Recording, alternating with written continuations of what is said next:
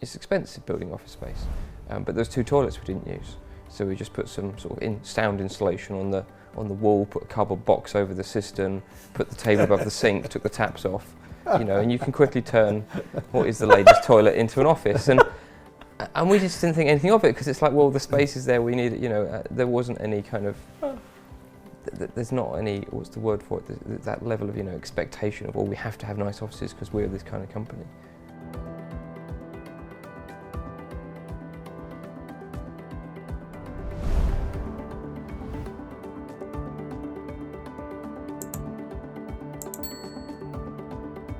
Hi everybody and welcome to FEBE Founder Stories. Lovely to see you and great to be joined by my really good friend Brian McRitchie today. How are you, Brian? Really well, thank you. You're looking very dapper. Oh, thank you. How are you doing? I'm good. I'm excited. I'm looking forward to this. As you know, I just love understanding what drives founders, and so today I'm so excited to be joined by James Hyde of James and James. Hi, John. James and James being e-fulfilment. That's right.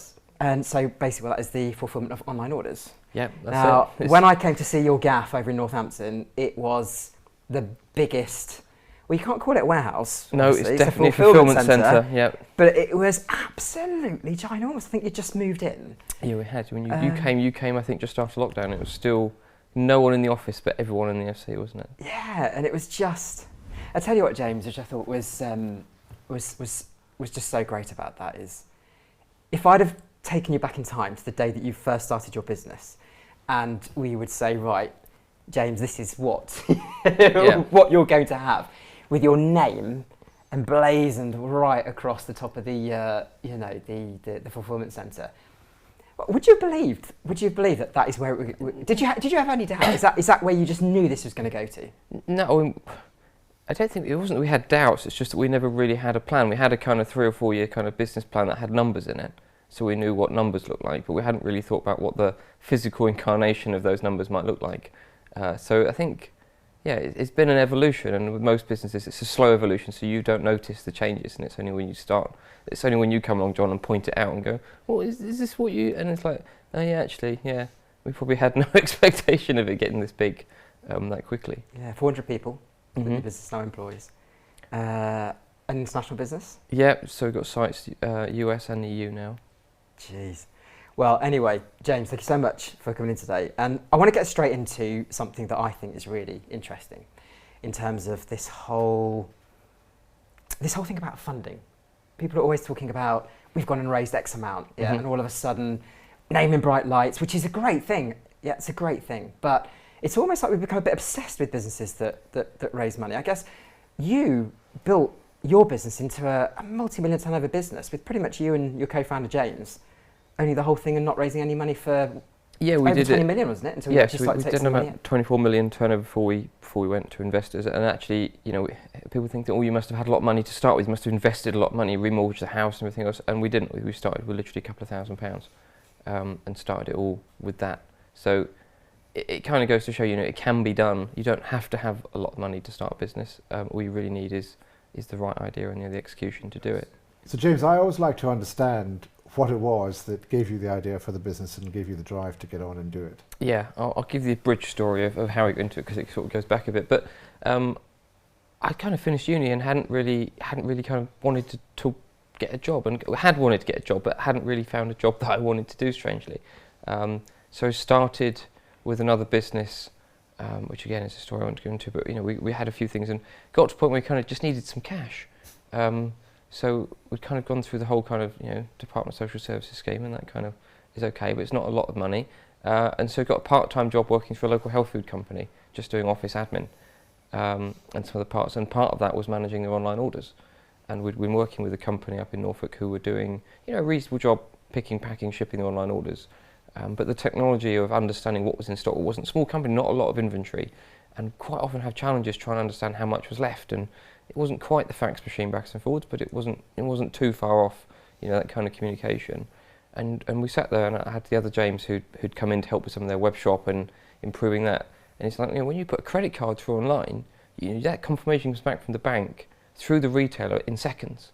And yet the connection between kind of placing the order and the inventory in the warehouse, it's just so disconnected. And we thought, well, we'll find a better supplier that can just do this. And we looked around the UK, we found some companies with some better tech, but no one was doing live, cloud-based inventory management.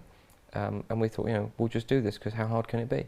Well, you say turns out it's quite hard. It is quite hard. Yeah, it does turn out it's quite hard. So you, both yourself and James, you met at, now let me get this right, was it Oxford University or Cambridge Cambridge? University, It's Cambridge University. I knew as I said Oxford it was wrong, it's Cambridge University. Mechanical engineers, is that correct? Both manufacturing engineering. So yeah, 2 years of general engineering, bit of everything, and then 2 years of, which is basically kind of management, manufacturing, process design, HR. Yeah. So you're both quite smart chaps then, aren't you? Yeah. Yeah. But zero industrial experience in actually doing anything. So you just said it was a lot harder than actually you thought it was going to be. I think it always is, isn't it? When you have the naive idea in your sort of 20s and you think this will be fine, we'll just get this and we'll sort this out. We originally started as a software. We wanted to be a software company to write software that would enable this fulfillment to be done in the cloud, and realised that no one will buy software until they've seen it work.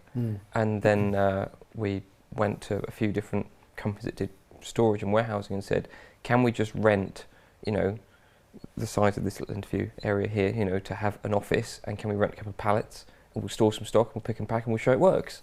And then we started on the kind of sales journey, and it turned out that there was a lot of demand for people wanting to buy the service and less demand for the software, because I think people didn't understand it at that point.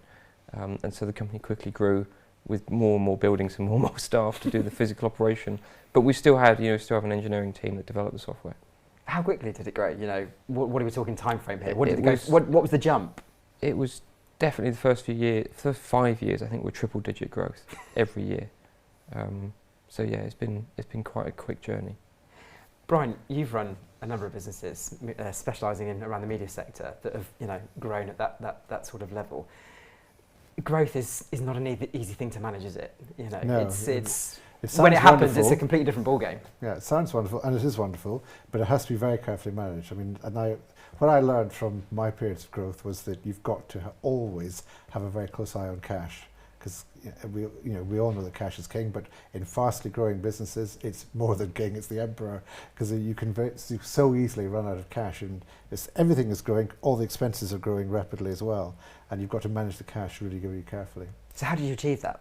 I mean, if you're doing treble-digit growth, and is it just? I mean, how did you achieve that? Just don't spend money. And there's two ways. We were talking earlier about the whole kind of valuation of companies. There's a lot of focus these days on the investment round, and the more money you raise, the more successful your company, and round after round, the journey is all about valuation, and not necessarily about creating profit, creating value in it. And one of the things we did differently, I don't know whether it was the right or wrong choice, but it's the way we did it, is we never raised investment, we never went down that route, not until we were doing sort of tens of millions in turnover, is we just did things on a shoestring, because we didn't have the cash. And the easy way to sort of grow a company if you don't have cash is to always make a profit every month and reinvest the profit in the business. So the focus is very much on making sure that you only spent what you had. Given where you are now, do you still have that philosophy? It's been different. So we've got investment now from LDC. They have obviously a more leveraged basis without going into corporate finance. The debt for them is a good thing. They like to have leveraged debt within investments, and it becomes a bit more about corporate structure. So I think it moves towards a kind of different way of thinking about cash as you get bigger. But definitely, I think in those early days, when you can't borrow money at really good rates because small companies are high risk, then it's definitely a different way of thinking rather than. And to your point around thinking about cash, if you're only working month to month on the cash that you've got, it's quite easy to budget in a way. Whereas if you've got 100 million investment or £1 million investment, and that's got a run rate, and you've got a burn down, you've got 6 months to get somewhere else. I think that's a very high pressure environment, I imagine. Whereas where we had a good fun. It was a good journey. When did you take that money in, if I may ask? So 2 years ago. 2 years ago. 2 years. Okay. So we've been doing it for 10 years before we did that. Yeah. Wow. James, what have been some of the biggest challenges that you've had to overcome? Now, I do remember reading something somewhere in an article around a story around honey. Yeah. Which made me laugh. Please tell us. Also, honey was the first company, the one Green Bay Harvest, that kind of started this. They were our first client. It was the company we worked with to grow it. Well, the biggest challenges, I think, there's so many challenges. I mean, there are so many challenges. A lot of the challenges we had were really simple things. Getting internet was quite a challenge. There'd be regular days when we'd be struggling to try and get internet in a building that we'd kind of rented from somebody else with a bit of a bad connection. And it's those are the things I think that made it more enjoyable. And I think if you'd had a lot of cash, if you'd had like huge investments and it had all been, you'd have different problems. But in some way the problems we had as engineers were kind of the more fun ones. I remember we paid one of the local residents, BT or Virgin refused to put in fast internet to where we were because it was too far from the road. But some of the people in the street did have it, so we paid someone's Virgin subscription for the year, and they could have all the internet and stuff they wanted. If we could put a wireless receiver on the side of their house and beam it across to our warehouse, so we could have that in the fulfilment centre, and then we'd sit cross-legged on a pallet on the end of the forklift truck and go up the side of the building whenever it broke to try and sort of reboot it. And they're the things that you're not allowed to do anymore because health and safety.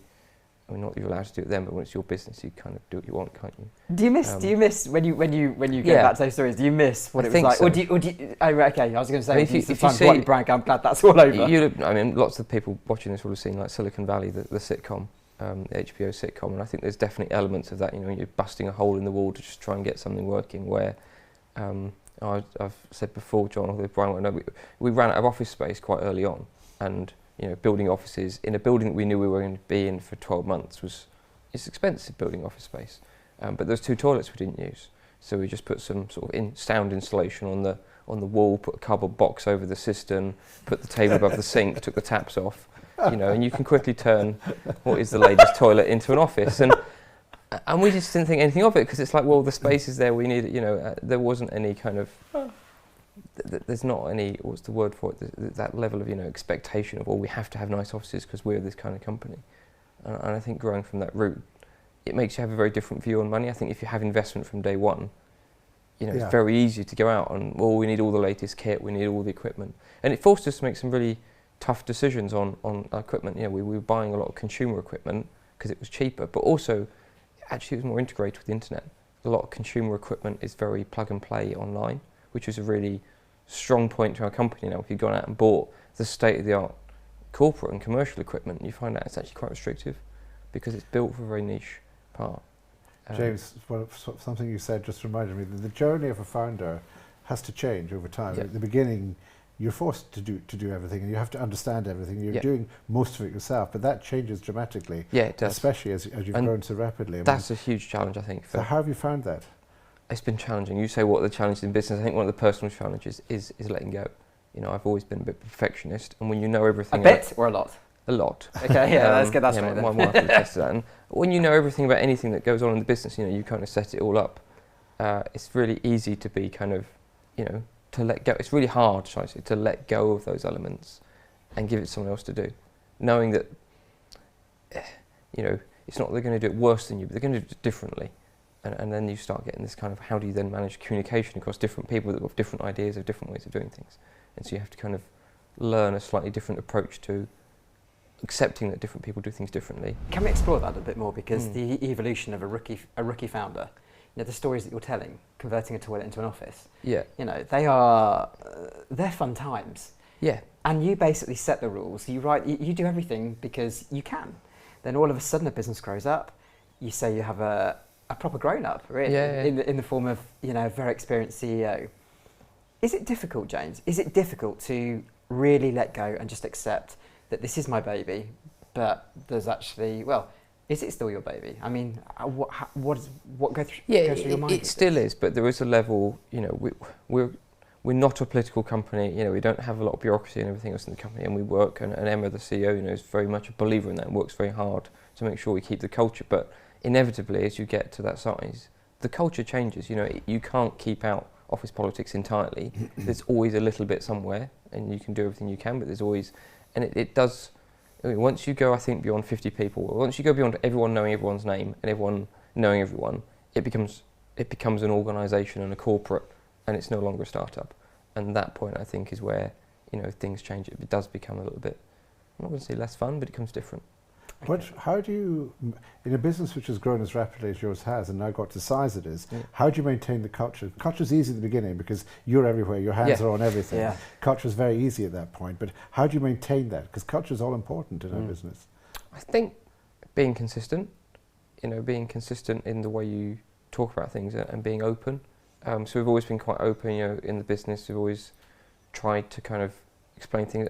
And I think as we've got bigger, it's very easy to hide behind policies. And I've always been against it, just because, it just doesn't, I don't get interested in that kind of thing. You say it how it is and you get on with it. So we've tried to avoid corporate policies and all the other stuff as much as you can, and try and trust people. But it does get harder because there are some policies you're kind of legally required to have as you get bigger. So you kind of have to have a few. And investors quite like them as well. They're quite a big proponent of paperwork. Well, let's move to that. So, was it 2 or 3 years ago that you? 2 years ago, yeah. It was 2 years ago that you sold a chunk of the business to Lloyds Development Capital. That's right, yeah. I mean, some people may feel a little bit scared when you have all of a sudden a very big organisation coming in and owning a stake in the business. Why did you do it, and how have you found that experience? I think the first thing is, we talk about firstly going to the CEO role, coming in with the view and the experience and everything to do it. And it's okay, so, James, you've had 10 years learning on the job, and how have you changed? I've never been employed, short of that short period, working with the honey company in their office, and it was only the two of us employed in someone's house. I've never had a job. I've never actually properly worked in an office. So you've never had to follow the rules? No. I've worked in. I've done a 6 weeks summer placement. That counts. Yeah, that counts. We'll give you the 6 weeks. Yeah, but other than that, I've never been employed, so it's quite difficult then to see what is best practice as an employer, because I don't know, I've no idea. So having someone come in with that expertise is a good thing, because they can bring things, and then they have to be challenged to make sure you said keep the culture.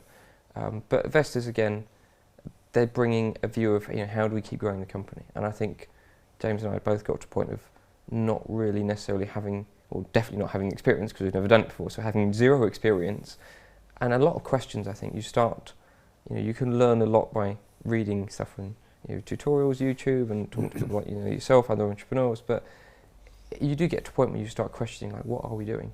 Really? Yeah, I think so. And I think if you don't, then it's either a level of arrogance or it's a level of incompetence, I'm not sure which. But I think everyone gets to a point where if you've never done it before, you can't just read the Wikipedia guide on how to. You do have to start getting people in that know. Yeah. And one of the things investors have done is open a lot of doors to a lot of experienced senior people that can come in with the expertise. Where do you see the business going from now then? Kind of gone around in a bit of circles. We started, wanting to do pure software. That kind of, I wouldn't say it didn't work, but we didn't pursue that because it kind of went down a different avenue. So we built the software platform, but we've been building the kind of operational business alongside of it. And now we've got to a size where we've got the opportunity to kind of build that platform out further and actually start selling licenses. So we're looking at franchise agreements, we're looking at licensing agreements where we don't have to keep buying infrastructure. Okay, James, I'm fascinated by this.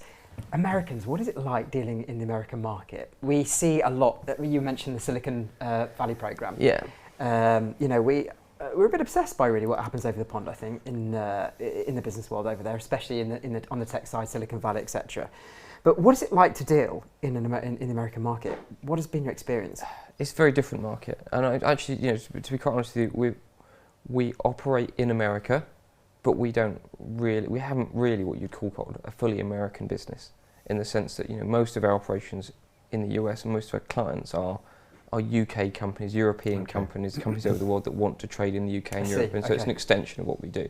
The US, we don't have a full-time US sales team, and I think it's just a very different market. It's a very big market, and right now, talking about valuations and investments, there's a couple of really big competitors in the US that are having hundreds and hundreds of millions of dollars pumped into them by VCs, on the hope that one of them is going to succeed. And so it's a very, and a lot of them working, as we talked earlier, do you make a profit, do you just go for valuation? Most of them are running at a loss, and so trying to compete with that in the US, for us, UK, Europe, and that kind of global expansion, serving those areas is still a big market for us. So, are you as hungry now as you were when you started? Good question. Hungry for what, I think, is the thing I'd ask. Okay, yeah, because you mentioned earlier, like, you question why we're doing this. So, yeah, I mean... So there's a couple of things. I think when we first started, it wasn't about cash or money or wanting to get to a certain valuation. It was about feeling like there was something broken in the world, feeling like there was a solution that needed to get built, and that drive to kind of build out a solution that would offer something to help people. And then as you go through that journey, and as you get more grown up and you start having your own bills and debts and other things in your personal life, you kind of get to the point where actually, making a profit becomes more important for you as a person from a cash perspective.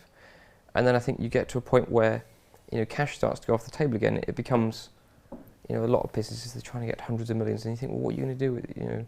What are you going to do with it? Like, you can't, short of going out and buying super yachts for the sake of it, like, you can't spend that kind of money anyway. So it then becomes, I think, more for me again about trying to finish what we started, trying to finish creating a kind of solution that we built. And so that, we've done the UK well, we've got kind of the beginnings of a global expansion, but I feel like there's another level of that to finish it, which is what we really wanted to do when we started, which is having, tens of locations globally, all interlinked on the same software platform, all sharing data and sharing orders between them.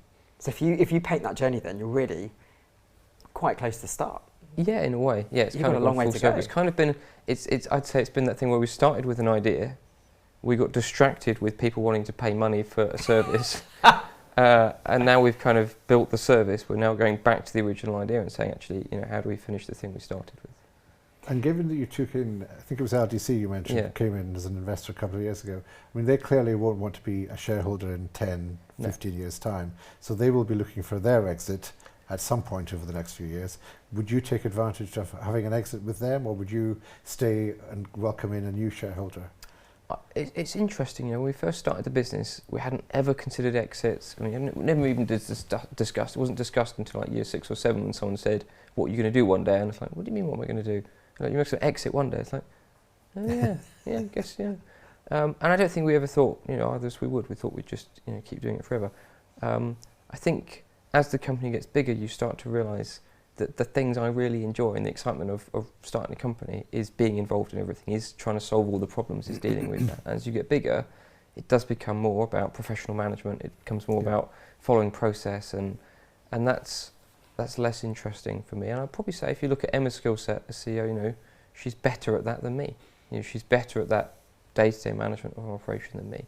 And so I think there is a desire to want to go and do something different, start something else. But I don't think I'd want to sell out. I think I'd still want to keep, an interest. It's still something that interests me. It's still a market that's developing. So I think it would be a mix. You take a portfolio view, don't you? You keep something of that business, keep a non-exec role, and then you look to see, what else can I add to it that provides that excitement again. Would you ever go into a startup? Yeah. Yes, I would. Yeah. Yeah. So you do it all over again? Yeah, I would. I don't know if I'd do it differently. I don't know whether I'm half tempted now to go down the VC route and see how much money can you raise in the shortest time possible. It feels like a challenge to hit that success. There is an element of it though where you kind of you started off in that route and you've learned how to delegate and how to let other people do all this work over all these years. And I think if you go into a startup, unless you're doing the sales and the marketing and the support and the kind of development, if you're doing everything yourself, it's really hard to know whether you've got market fit. It's very easy to start a business, get cash in, pay everyone else to do everything, and outsource, and go, I know how to manage all this now. And very easy to end up with a company that isn't serving customers, isn't doing the right thing, hasn't got an offering, and you see how many startups fail. And a lot of it is because they've got a product that doesn't fit what consumers want to buy. And I think the only way you do that is being hands-on. I think there's an element of unlearning to happen there. I'm always interested in advice that people have either been given or advice they would give. But I mean, if there's two questions there in one, what is the best advice you've been given, and what would the best advice that you give be? But one of the things, one thing that happened with LDC investing is, I took a slightly naive view of, they've done this before, they know what to do, so they come in, look at all these different things in the plan, and kind of had not gone along with things they said, but kind of, gone, oh, well, if they think this, then we should definitely do that, and kind of. And I think now, Emma's come in, we've kind of reflected on where the business has been for the last 2 years, and there's things we probably would have done differently. And I think some of that's probably been through, seeing what LDC have had successful elsewhere and saying, oh, if that's been successful elsewhere, we'll just do that. And some of those decisions maybe on gut instinct aren't things I necessarily would have done by myself. And so while they've done a lot of really positive things in there, I think I'd say to people, just because you've got investors come in, obviously listen to them, obviously, they've got a lot of experience in doing this, but don't ever give up some of the gut instincts you have as a founder. There is an element of that gut instinct you have in your business that, you should continue to follow. So gut instinct? Yeah. Do not ever let that go. It's really hard because, the there is an element of you saying, well, I'm the founder, so therefore I know best, which sounds a really arrogant thing to say, but there is a slight, there is this, you can't describe it, but there is something you just know, having run the company for that long, that you just know that certain decisions are the right thing. And you can't explain it, you can't write a paper. You say you this all the can't, time. I do. You can't write an investment paper on along. why Yeah. it's the right thing to do, but you just get a feeling for it. But you can't explain why. Yeah, and you can't explain why necessarily. And sometimes you're wrong, of course you are. Sometimes you cock it up and you get it wrong. But I think founders do have a knack, in their own company at least, for getting it right more often than not. You eventually figure out when you don't go with your gut and you listen to other people perhaps, or you're not sure and you do something else, Yeah. and it would have been different if I'd done that. So you learn to trust that, and I think you've made a very important point So about a founder of a business. Yeah, I think that's one of the main things. I think actually going to, someone did say, 5-6 years in, how are you going to exit? And I said, we'd never even discussed it. You probably should think about that. Really? It's probably worth having thought, even if you decide that you don't want to, at least you've considered it. We kind of just went through, but we enjoyed the journey. And I think, I think the first 6-8 years of the business, I think we really enjoyed the journey, and the journey was more important than the outcome. So, obviously, with the business being as successful as it has, Mm-hmm. you've been a successful entrepreneur, which is fantastic. Huge congratulations for that. And are you therefore enjoying life? Is this whole entrepreneurial crap living up to what you thought it would be? Yeah, I don't think money never makes you happy. I mean, I think that's the easy thing to start with for all those people that think that once they've raised their £50 million, that's it, suddenly everything's going to be ticked. I don't think money, it certainly helps, but it doesn't make you inherently happy. I think as an entrepreneur and someone that's very driven, you're always your worst enemy, because whenever you end up getting to a place where there's kind of a plateau of, you can just sit back and enjoy things, you always find some other project to do. So we took on a house that needed renovating, which, you've seen some of the sort of disasters and It's a project, James. It's a project. It's a very big project. It's a big project. So that's been a big project. That's been very stressful. That's been, lots of things to do. And the problems just I think the thing is, you say about success, but the bigger things get, the bigger the checks get, the bigger the problems get. So I don't think you ever solve anything in that success. But I do think, I think one of the things is always looking back on where you've come from. I think from that, that's one of the important things. And it's very easy to forget, because it is, although it's been a rapid growth, it still is a long journey. It's been 10 years. And you do forget sometimes, how you started, which is why it's good to laugh and joke about some of the early days when, silly things happen and you think, oh, that's a long way away from the offices we have now. And you're still in your 30s, right?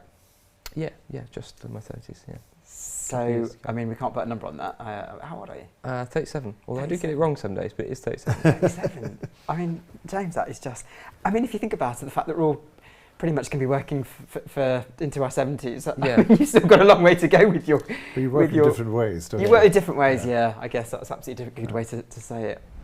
Well, listen, James, it's been absolutely brilliant talking to you. So impressed with just where you've taken this business. As I said, seeing the fulfilment centre in all its glory was it was something to really take in terms of just the sheer size. And it just amazes me when I think of, you meet founders, they have an idea, they start, like you were saying, I think you said a room no bigger than this when you first started. Yeah. And then all of a sudden, it just grows and it becomes something as big as what you've created. That's obviously got a lot more to go. It looks like you're actually quite early on in the journey in terms of where this could go as well. Yeah, absolutely. So thank you so much for your time. No, thank you. Huge congratulations on everything you've done, and look forward to seeing everything that James and James will be doing in the future. Yeah, we could catch up another couple of years and see where we've got to then. Yeah, brilliant. Okay, fantastic.